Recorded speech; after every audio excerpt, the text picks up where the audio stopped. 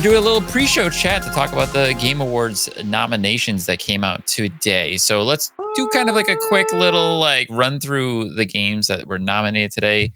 Yeah, I have some very strong personal feelings. Yes. So I'm sure it's going to be hard to do this quickly. A lot of interesting discussions to be had about these choices.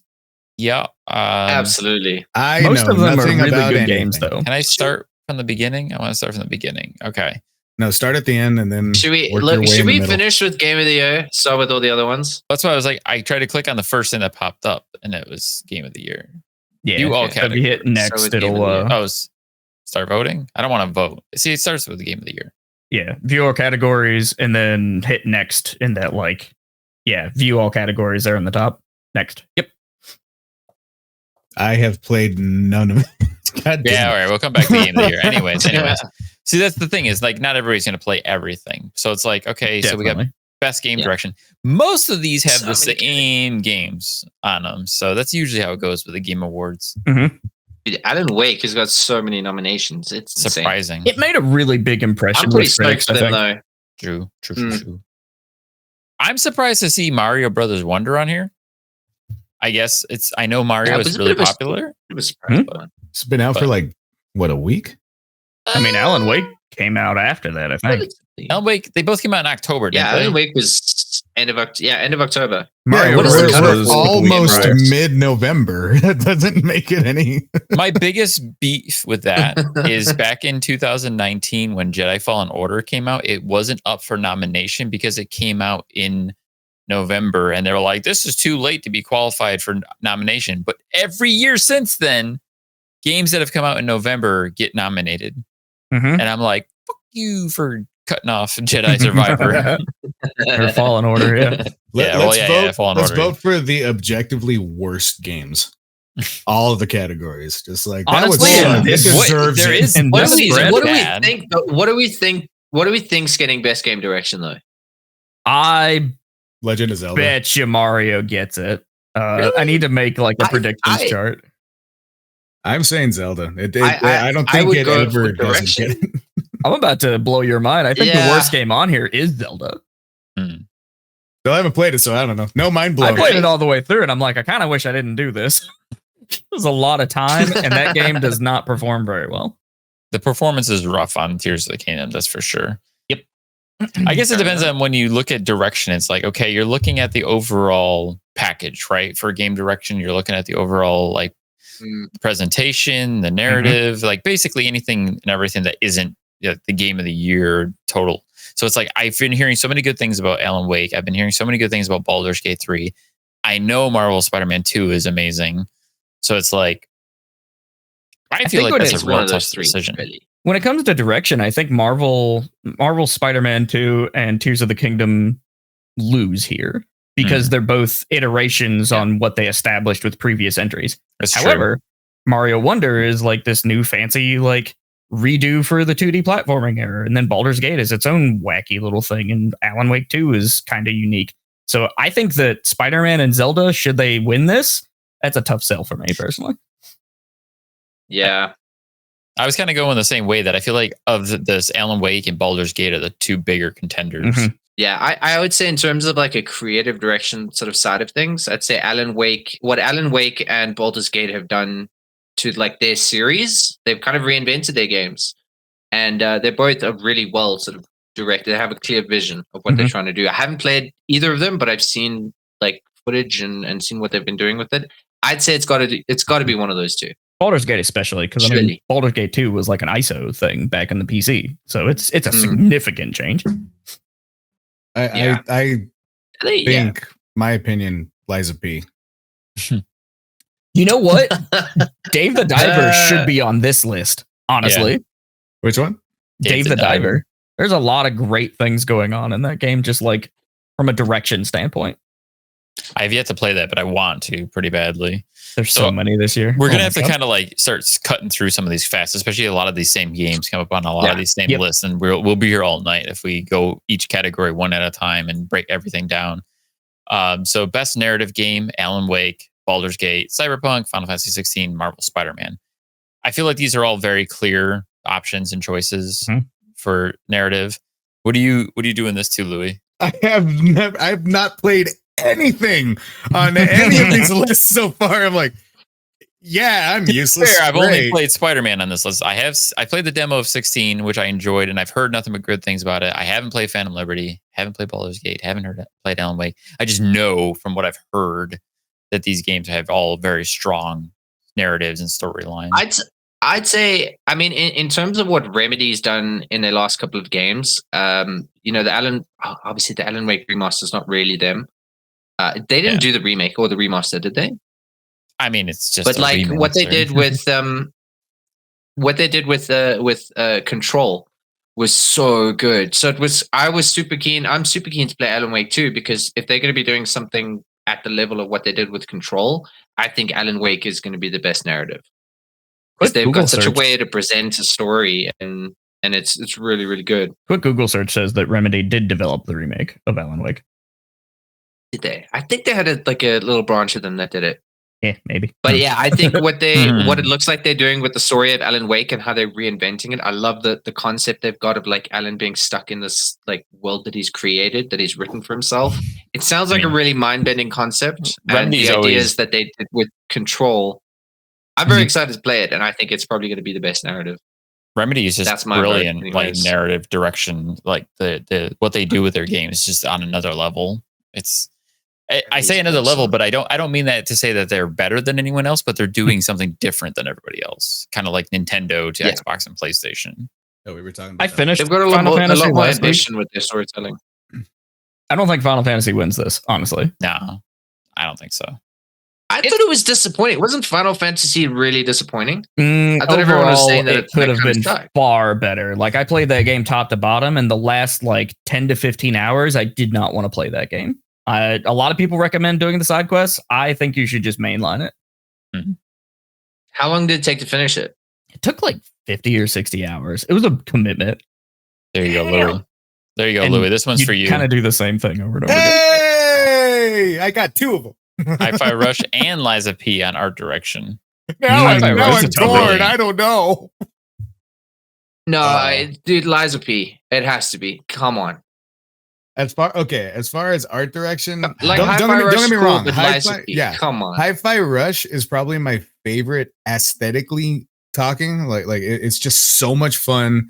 It keeps you hype. It keeps you in the level. The music, the beats, everything is just it's overstimulating in how good of like a whole experience that game is. But I gotta admit, man, when you're looking at all the details in Liza P, when you just get that nice angle and you're like, why would you put like that little... No one's looking. I'm looking because I'm an idiot, but nobody else is looking. It's so goddamn perfect. My God. I want to shake their hands. They really, really went all out on that game, man. So Liza, please make another one soon. I think they already confirmed that they're working on a sequel. Yeah, they're doing a sequel. Yeah, that's good. They said that they were. Yeah, I was funny to me that there's a Zelda of Liza P, and like it's like you're right. Like somebody was breaking it down to me how Liza P isn't Dark Souls, it's not Bloodborne, and it's so much different from them. And I'm like, you're right. Like, oh my God, like there's so much more going on here than I had, because for the longest time I tried to explain Liza P to people like that it's a Bloodborne kind of like spiritual successor, but it's so much more than that. It's funny to me that there's a Zelda game on here that I think doesn't deserve to be on here. A game like it goes to show how many good games came out this year. Yeah. When Zelda is like the worst one in most categories. Again, I haven't played, so harsh. If you like Zelda, it's fine. The story's really cool. Could have been better, but you know, one of my most anticipated games in a very long time. You're like, you might like it. I sadly have only put like maybe 20 hours into Tears of the Kingdom so far. So like so far I've been enjoying everything I've played with it. But yeah, the performance is a bit rough in the game. It doesn't feel quite as like got its hooks in me as Breath of the Wild initially did. So I mean, it could be because, like you said, it's a repeat essentially of that game. So we've got. Here's where I think Final Fantasy wins in the music. Hands down. Really? Hands down. The soundtrack and the score for 16 is some of the best they've ever done. Final Fantasy is always a great music, to be fair. Not Hi-Fi Rush though. Hi-Fi Rush. I haven't played it, unfortunately. Hi-Fi Rush has got an amazing soundtrack. It's really good. A The whole game million. is centered around music. I have listened to A Million by Nine Inch Nails every day since playing that game. I mean, I would listen to it at least twice a month.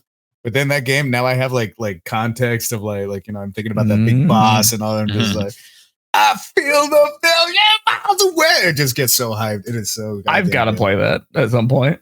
That's audio design. See, I feel like that maybe.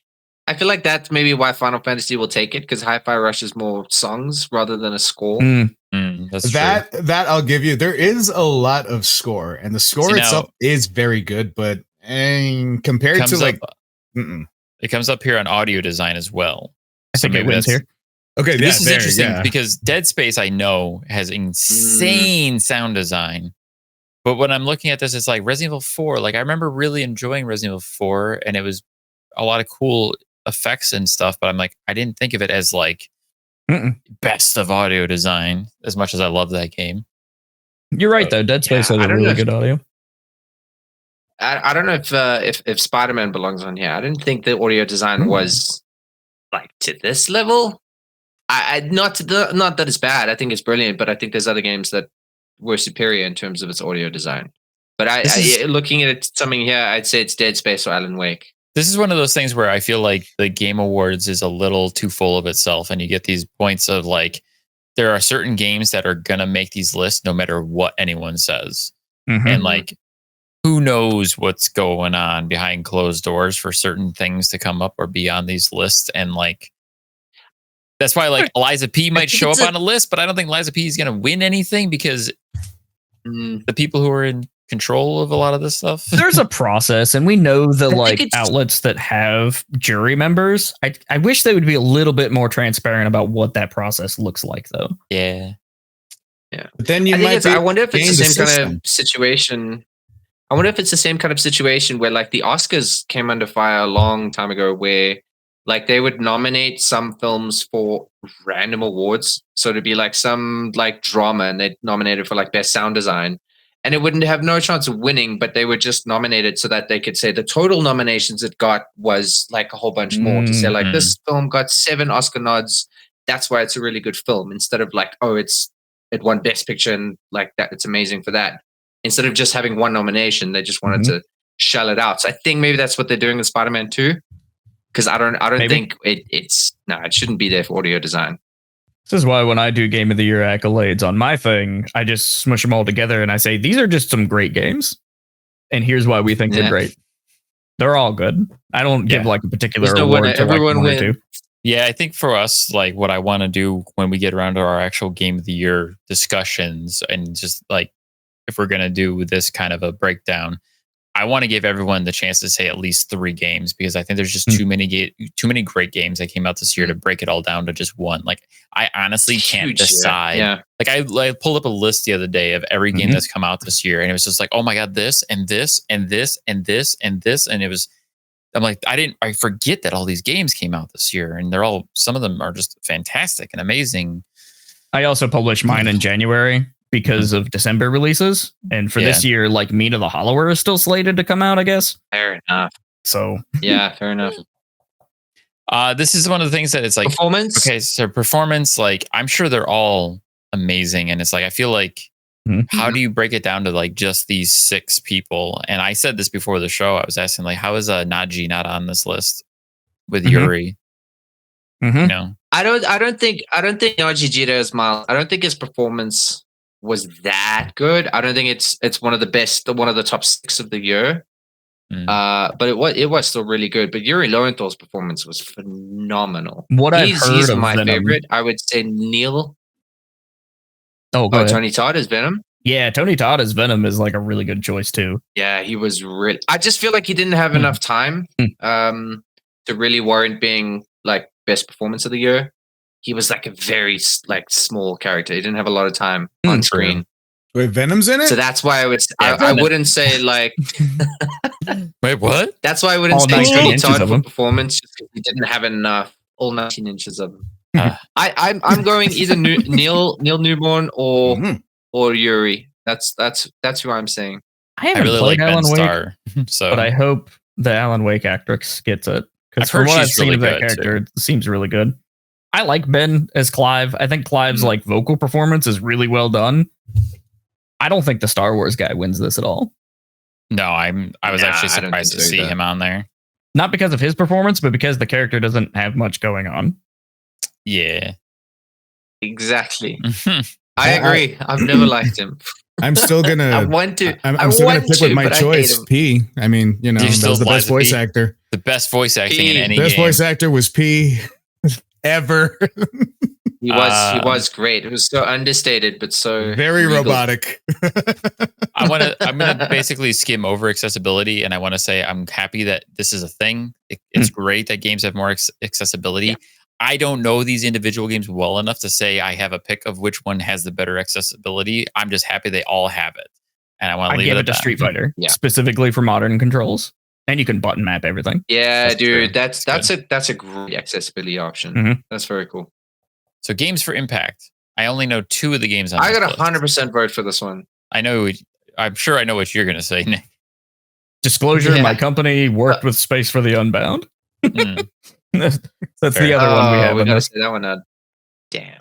I'm gonna say Chia because I actually did a review for this game earlier, and it's like a really cool showcase of the culture of New Caledonia, and I thought it was really cute and really quaint. It was kind of like a Disney movie playing through it, and it was really cool to see the culture of New Caledonia. I loved it. I absolutely enjoyed my time with it. So that would take my vote, but I also haven't played any of the others, so it's a bit difficult to kind of.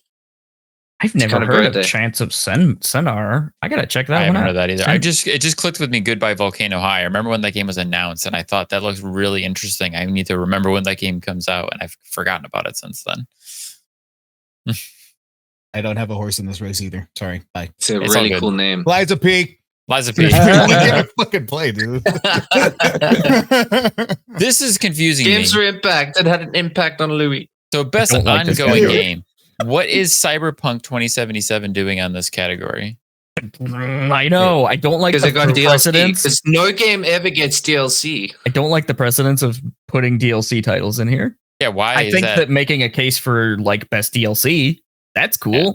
Like, but this should be a live service thing. My choice would be Final Fantasy 14 because it's the only game in this list I actually play, and I like Final Fantasy 14. Maybe Cyberpunk was nominated for best ongoing because it's been an ongoing process trying to fix the game. Mm-hmm. Because they've been developing it for 7 years and then had to fix it for 4 more years. You know what? These guys worked really hard to make this actually kind of work. Let's just give it to them. Just for God's sake. I will say this: if Apex Legends gets it, I'm gonna rage. Yeah, I don't think it deserves it either. That game is ass, and it is so terribly supported by the devs and EA. It can eat shit and die. I would put most of the blame on EA if I had a hazard of a guess. 100%. 100%. I feel bad for Respawn, honestly. Yeah, I could see Fortnite. I feel so bad for Respawn. Yeah. There's a lot of cool stuff going on in Fortnite. They like brought back a map. They've really reinvigorated it with the new season and everything. I actually started playing it again, and I must say I'm enjoying it. I would love to spend more time with Final Fantasy 14, but the onboarding is the worst part.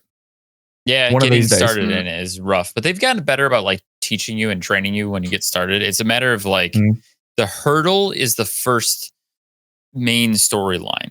Like after you logging in is the worst part for me. Logging in is rough because Square is really bad about the way they set up like security and login stuff. It's rough. Like, it's bad. I accidentally made a new account once, and then I couldn't migrate like the stuff from. I was like, oh, it was a crap show. But anyways, let's not look at the next one here. So best community support. Another one of these things is like, if you're not in that community, how do you vote for this? Also, it's not great to. This is just put the Destiny biggest on there community when they all got wins. laid off. Yeah, like that does not seem like the best place for Destiny right now. Then again, when they made those nominations, we didn't know about layoffs, so that could be why it's there. Yeah, but I mean that's the same thing I have to ask about Cyberpunk. I mean, is Cyberpunk an online game? Do you play it online? I don't think so. No. Recognizing how is transparency, this a community game? And responsiveness, inclusive of social media. I think it's about the support function of like how well they respond to people when they need help or when they're. Yeah. It's See, if that's the case, then maybe Cyberpunk should win. But then in that case as well, like even with the other one, let's just involve No Man's Sky. Just I know it's 20 years old. Just put it in there and be like, you know what? They really worked on that one too, and now it doesn't suck. So another thing about it is like, will Final Fantasy ever not be on this list because the game released once, then they killed it, and then re-release it as an entirely new game that's way better than the original version. They continuously do those big fan fests and stuff. This is a hard one to quantify. Yeah. All I gotta say is, please support community managers. Be nice to them, and people need to unionize bad. So here's the big one: best independent game. This is the category I can really get behind.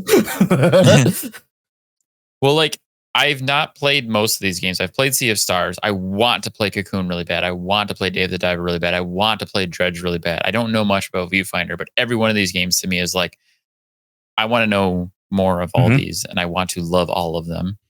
What's crazy is I spend most of my days playing indie games. I've never played any of these. No, none of our Stride titles are in this, I don't think. Cocoon, Dave the Diver, Dredge. No, I'm pretty certain we didn't work with any of those. Maybe Viewfinder? I don't know. Don't even know. Wasn't me. I played Sea of Stars for a little while, and it was really cool, but I was like playing a lot of stuff at the time, so I need to get back to it. But I really liked it. It's like a cool turn-based like RPG type game. It's really cool. It's very retro, like 16-bit classic RPG, and if that's your jam, you'll love Sea of Stars. It's absolutely 100% Ian's game of the year. Yeah. So it's like Ian's version of Louis' Liza P. There's a composer that shares Sea of Stars and Chrono Trigger, I learned recently. Like also wrote pieces for Sea of Stars. Nice. Yeah, there's a lot of influence from Chrono Trigger and Sea of Stars. All these games look really cool. Everything I've heard about all of them is just like incredible amounts of praise and how everything's like cleverly designed. I would love to spend more time with any of them. Yeah, me too. I love how these indie games get this kind of publicity though at the Game Awards. It's really cool. We need more. We need so much more. But man, this is why the Game Awards are cool and fine, but there's all these other outlets doing their own Game Awards, and I think that's also important to support. I just thought that it was so funny that like all of the mainline games, it's like they're the same 5 games for every category, and then it's like best, every independent category is like completely separate from one another. And I mean, that happens. Lord of the Rings won everything that one year, but Dave the Diver was also like really funded by its company Nexon, and so it brought up this whole discussion of like, well, what is an independent game? Fair. It's true. Messy. So now we've got best debut indie game, which is a lot of the same, but also includes Pizza Tower, which I never heard of this game until I watched the video earlier today. And I looked this game up, and I was really surprised to see that it's heavily inspired by the Wario games, like the old Wario Land games. And I was like, what? Like, get the heck out of here. Okay, now you got my attention. Not what I expected from that.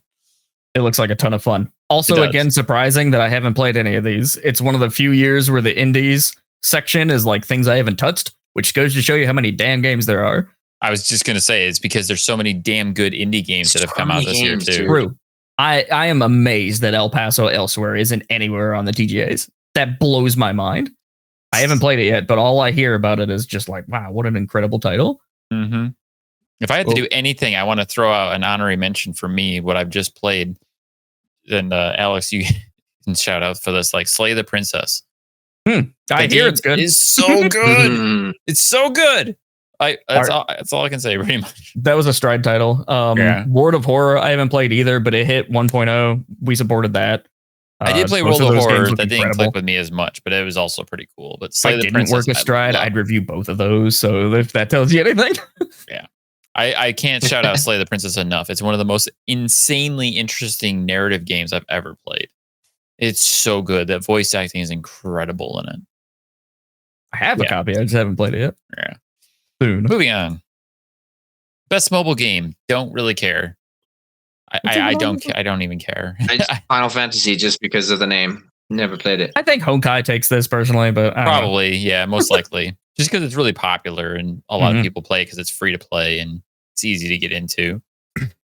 That wouldn't surprise me. Mobile and VR, I don't think are terribly representative of the platforms. But what do you expect? I like VR. Best VR AR game. I didn't know Synapse came out this year. I completely missed on that. Yeah. My vote for VR is definitely the Horizon game. I think it looks amazing. I think they've optimized the VR in terms of like the gameplay in the game, in terms of like the shooting and stuff. I think they've done it really well, and it looks phenomenal. I'd say it's between that and Resident Evil. See, now the only VR game that I've really played this year is a shooter game on PC called Vertigo 2, and that is crazy good. I'm a little irritated that like it doesn't even get a whisper on here, but it's so good. I wish I had more time with the PSVR too. I've never tried it. I get terrible motion sickness, so I can only play I've never VR tried in like VR tiny ever. little bits. I think the Quest is actually kind of worth it. I've never tried VR. Self-contained. And I like that. I love my Quest. I'm always talking about that. I need to get the Quest 3 because this one's kind of crapped itself out. But I did try the PS VR 2. I will say this. It is a much stronger system, but it's just the fact that they do not like, oh yeah, you can use it on the computer in it. Like that completely does it in. You totally can, I'm pretty certain. I'm positive that there's, but you have to go in there and do some kind of break-ins and all that kind of stuff. But when I heard about the like first PSVR, it looked pretty straightforward. So if you wanted to figure it out, I'm sure you could. Well, I hated the first PlayStation VR. Man, I played of course Resident Evil in that thing, and it would have been great, but I could not see straight, and especially the fact that like every time that you would turn, I would get motion sickness, and I do not get motion sickness at all. But that game gave me severe sickness. So yeah, it just depends, I guess. But the new one is really good. Better VR games. I don't know. It's one of those like throwaway categories, honestly. But I hope whoever wins it gets some good attention because the VR space needs more like people involved. Absolutely. Yeah. Best action game. I have two horses in this race for sure. Armored Core 6 and Remnant 2. I love both of those games. Hi-Fi Rush is great, here's a big disclosure. I directly worked on Ghost Runner. Right. My name is in the credits for this one. So, nice. And I don't think I'll vote anyways.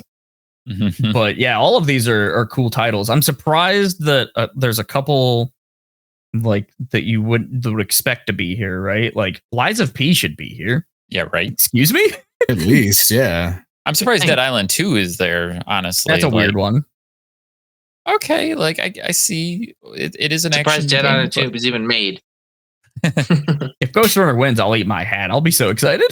See, I haven't tried that 2, but Ghost Runner 1 is easily one of my favorite action games ever. That thing is, I love that smoothness and everything. I love those kinds of games. From what I've played of the second one, it's an evolution and it's cool. Obviously, I worked on it, but I think it's neat. Yeah, I'm excited. I've beaten all of Remnant 1. I love Remnant 1. I can't like encourage people enough to play that game. Remnant 2, I haven't been able to get as much time into, but it's even better and it's more fun than the first game. So it's something I still need to spend more time with, but I can't because there's so many damn games that have come out this year. So yeah. Wild year for game quality, wild year for game industry, like lows. It's a problem. It's such a weird time this year. Like what how a do weird we have so year. many crazy big high-end games getting released, but also massive amounts of layoffs and industry just terribleness. And them suits be greedy, man. What is happening? But also, they probably overhired when all the sales jumped up during the like pandemic stretch, and then when those sales dipped, they panicked and then laid off a bunch of people. True, it's that's probably how fair. widespread It's kind of like a rebound effect of the spike from COVID. And who suffers? Never the people setting these goals. Never. It's always the people doing the grunt work. Super unfortunate. Action adventure game. I think these are all very good candidates, honestly. But if I had to pick, I'm Resident Evil 4 is mine because I just love that game. It's easily one of my favorite games ever. This feels like game of the year. This feels like game of the year part 2. Well, it's like the same 5 games. This got Star Wars on The it. only thing we're missing here is like Baldur's Gate, isn't it? Yeah. I think Spider-Man takes this one. It's very possible. I think that's a very good possibility. I think like if Alan Wake takes game of the year, I think Spider-Man 2 gets. I don't see Alan Wake getting action adventure game because I feel like it's a slower paced game that's not as like high end intensity as any of these other games. I've heard Alan Wake is a slow burn, so I think it's all the middle ones. I think it's a toss up between RE4, Spider-Man, and Jedi, because all those are great action games and they're also great adventure games. There you go. Yeah, I don't know if Star Wars gets it, but I don't know. I didn't play Star Wars. I don't care for the Star Wars. You are just Jedi going games, so hard on Legend of Zelda. It's really weird. I'm going to talk about Zelda later. I adore this franchise, but I think Tears of the Kingdom missed the mark by a lot. So tell me, what are your thoughts on Tears of the Kingdom? That's the whole episode. You can listen to it at the Forever Classic Podcast on Spotify. I'm not joking. There's a whole episode. We're going to get into nostalgia, and it's just going to be nothing but Legend of Zelda, and you're like, this is why it's bad. I wouldn't be surprised if Star Wars doesn't get anything. Like, I wouldn't be surprised if Star Wars doesn't win anything. It's a good game, but is it like an all-timer? I don't know. I think it's a great game, but I think it's going to lose out to others pretty much no matter what. Especially because sorry, EA, Brandy. I think the EA stigma is harsh on Star Wars. A lot of people are anti-EA, and even though Star Wars, EA. Exactly. That's like people are going to look over Star Wars because it's EA, not because it's Respawn. They'll play Apex till the cows come home, but they're like, "Oh, EA Star Wars, no." Like, I don't know. Titanfall, please. Hey, Titanfall 3, please. There's another Liza P for you. I agree. Hey, a Starfield. Hey, ooh, Starfield. This is a hard one. I think Baldur's Gate wins it, but this is a hard one. Yeah. This is one of the best looking categories, I think, with the best variety and options. Absolutely. I don't think Final Fantasy deserves to be here, though. It's probably one of the few big named RPGs that came out this year. It's a great cinematic action game. It is not a good RPG. True, not I've heard even that close. too, that it's not a very good RPG. Like, I'm really happy to see an indie game though in this category. That's really cool. That's cool. So I think Ian's going to be very stoked that Sea of Stars is in there. He's just like Sea of Stars. He's like voting. Loves like it. Crazy. He's obsessed with it. I hope it wins. Personally, that would be great. I got about 10 minutes into Starfield, and I'm sorry, I couldn't do it. I know everyone's like, yeah, you just missed the. I don't care. It Starfield, did not. like any Bethesda game's hit or miss. You either get it or you don't. That's as much as there is to it. I think I'll get it on sale and mod the hell out of it. Well, there's that too. Everybody's naked and all fight with dildos. Done. That's not what I do in my mod scene. Done. I load in stellar things like Forgotten City. So for me, like the only games on this list I've played yet so far is I've played all of Starfield. I've played a chunk of Liza P, but I'm not even close to beating it. I played a bit of Sea of Stars, so it's like I need to try Baldur's Gate finally, because I keep getting told by people that even though Baldur's Gate is not my type of game, people are saying it wasn't mine either, but goddamn, I fell in love with it. So it's like I plan on getting it before the end of the year. I want to get it from my partner. We'll play it when it comes to Xbox. It's the main thing I'm waiting on right now. I might play one other game. Best fighting game. Don't care. Just Street Fighter 6 is the only thing.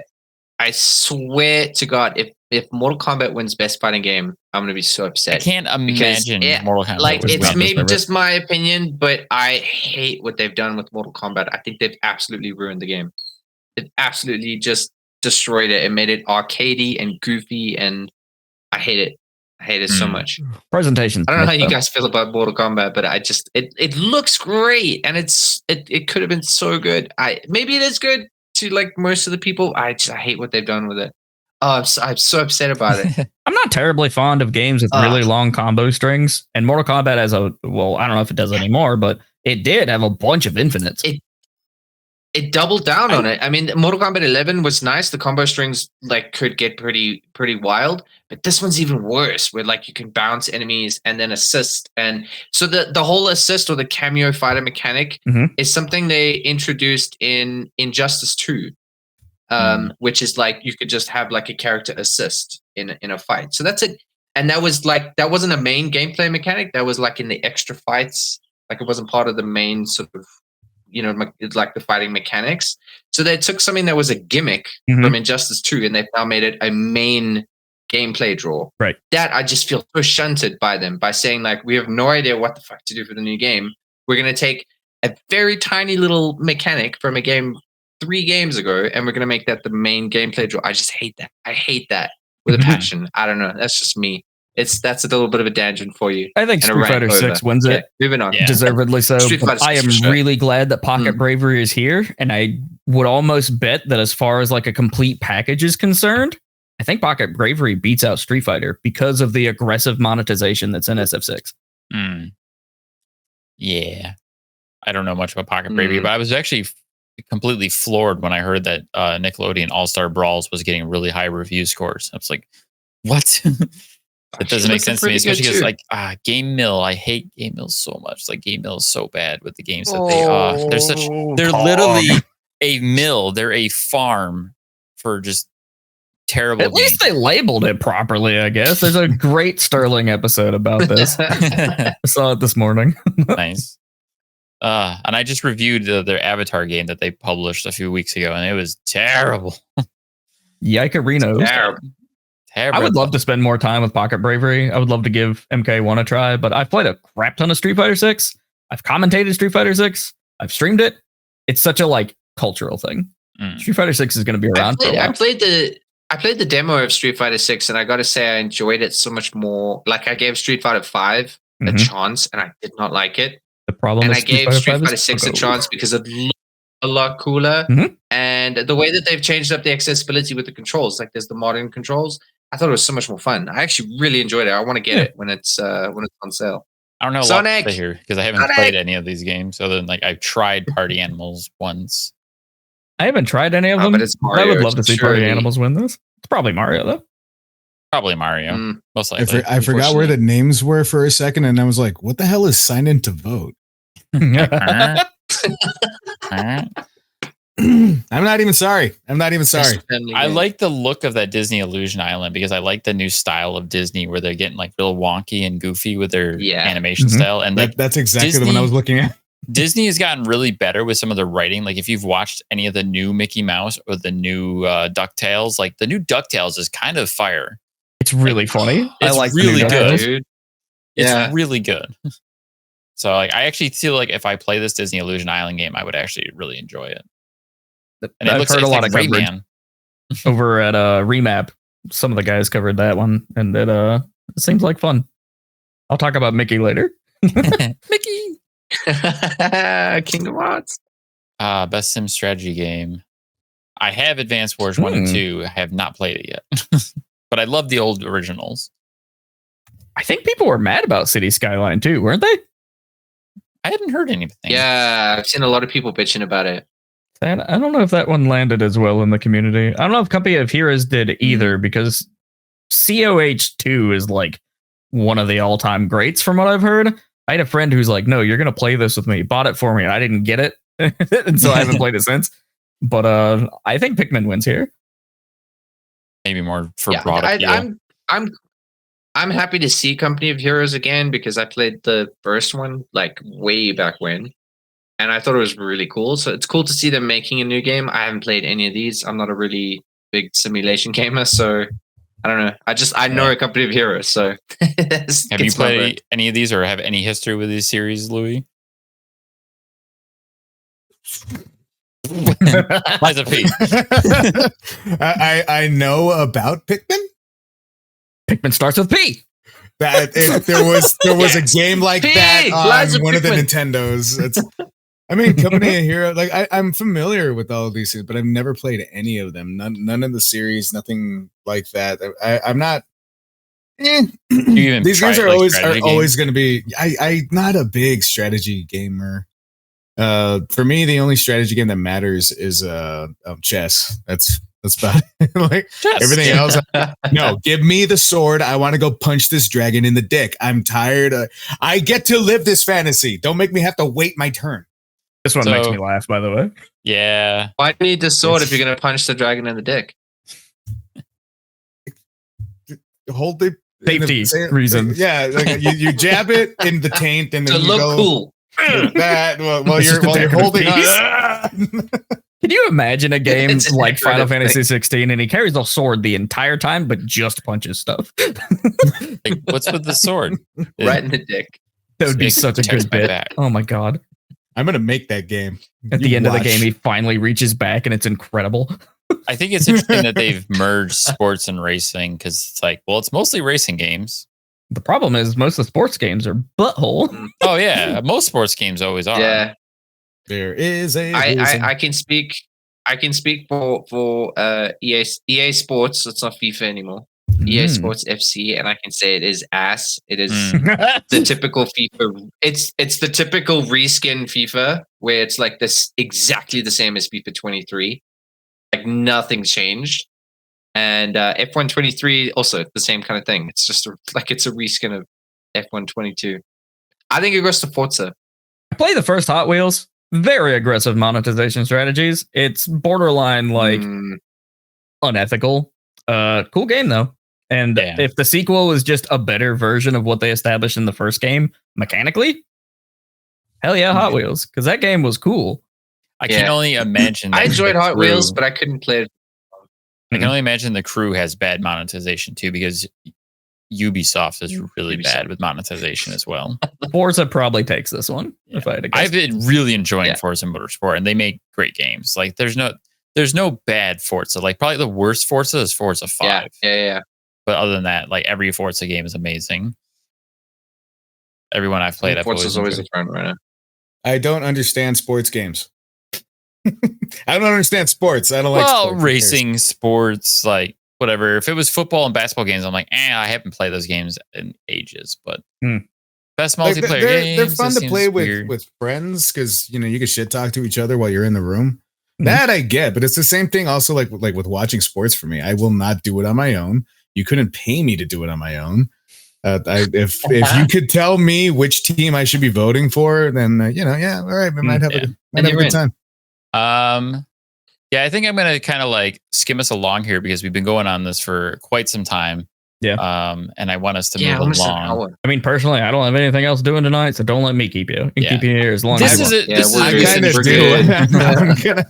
I was planning to sign off in 10 minutes, but I wanted to. We haven't even done the podcast yet. I know. I wasn't expecting this one to take. Yeah. Well, okay. I will just touch on this real quick. Like best adaptation, there's some good options on here because I really enjoy the Castlevania animes. The Last of Us show was very good, even though it was not perfect. But then again, what adaptation is? I love the Super Mario movie personally. I don't care what anyone says. It's the best video game movie probably ever. And it's opening up doors for others. So, yeah, there are 3 good choices here. Yep. I saw the first episode for Twisted Metal, and it wasn't too bad. It was pretty good. Too bad, but I appreciated it. Nomination. I mean, these are the nominations. Like not just some of the better ones came out. These are the nominations. Yeah, exactly. Because the last season of the previous Castlevania season, that is a woo boy. And then there's like Arcane and stuff. Like there are better video game adaptations now than there's ever been. And it's in the anime space. We're also getting new animations for other video games, including Onimusha and Devil May Cry. The Devil May Cry one looks really cool. So good. I think there's also it's out. I started watching it. There's also a Tomb Raider anime coming out at the beginning of next year, which I'm immensely excited for. That looks freaking amazing. Can't wait for the remake. This most anticipated category feels like a throwaway because it's like, all right. It's either Final Fantasy or Hades 2. However, all of these games look cool, but I question the output of Ubisoft. And so Star Wars will have to impress me personally. I've heard like Outlaws looks incredible from the previews they did, but again, Ubisoft has got a really bad track record right now. So there was just a Tekken 8 like exhibition stream and it looked sick. Can't wait. Nice. Alrighty, let's I know I don't care about creator of the year. I don't care about esports of the year. No, we can skip all those. Yeah, I have I never know who any of these people are every single year. Yeah, and then we can go back to like, all right, let's get to now the event. Evo wins here. It's either Evo or League, and the only reason League wins is because of their big holographic stage, like halftime show stuff. All right, so let's close it out with this. Whether you've played it or not, of this list, what would you be your one pick of game of the year from this list? Lies of P. from this list, Louis. I don't see Baldur's Gate losing here. Legitimately. Really? I think that it's a sure win. I would almost bet money that Baldur's Gate wins. If I had more money, I would. I was going to say almost. What is the... Oh, the lack of money is the deciding factor. Got it. Yeah. Same. Yeah. Yep. Same. Can't make no bets. If I had to guess, I would say either Resident Evil 4 or Spider-Man 2. That's that without knowing anything beyond the commercials. That's my guess. Sorry. Yeah, I mean, for me, like I absolutely want to see Spider-Man 2 take it because I'm a huge Spider-Man fan. I absolutely adored the game. I thought it was fantastic. But yeah, I mean, Baldur's Gate and just its impact on the industry and the players. I think I have to agree with Alex. I don't see it losing. Yeah. Not sort of without controversy. Yeah. So like Nick, my personal choice is Resident Evil 4 because it's the game that I've played the most of this year. I devoured that game. I love the game. I have a massive history with Resident Evil. I love the original. The remake is gorgeous. It's one of the best remakes that Capcom has ever made. It does games right where it gives you a good loop system of like it encourages you to keep playing the game. It's phenomenal when it comes to like a mainstream game.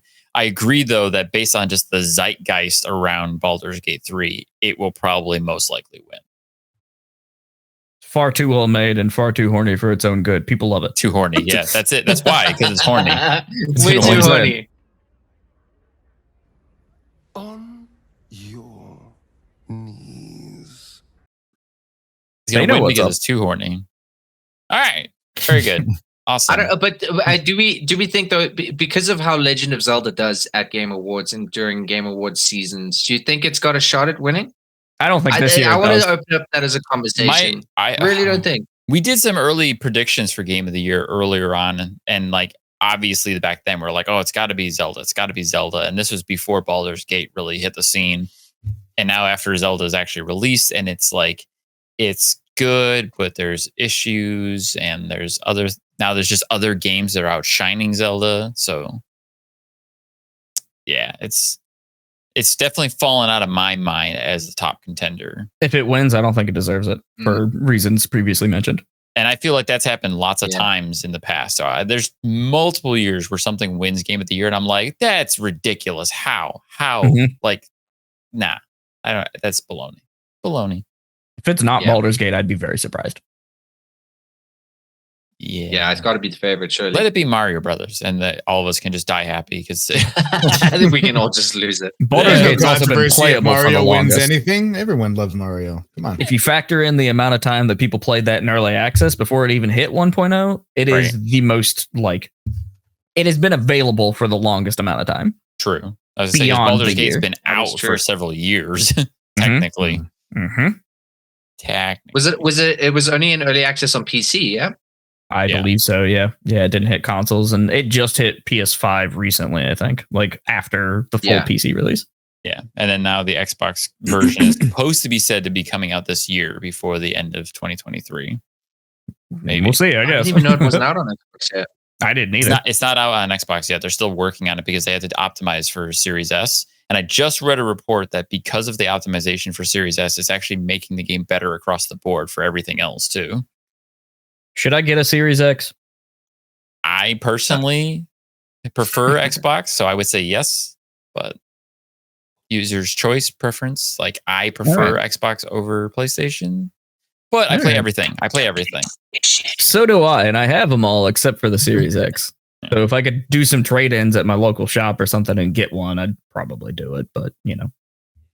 We can share that conversation for offline because some people know how heated I can get when it comes to comparing. No, we don't. Not personally. I love all games and I love all game consoles. I just have my clear preferences. That's all. Same. All games matter. That's right. True. They're all little miracles. More games, more places. All right. So exactly. Thank you. Should we start the show now? We need to, I'm going to wrap up the Game Awards discussion that we've had that we weren't really planning on doing.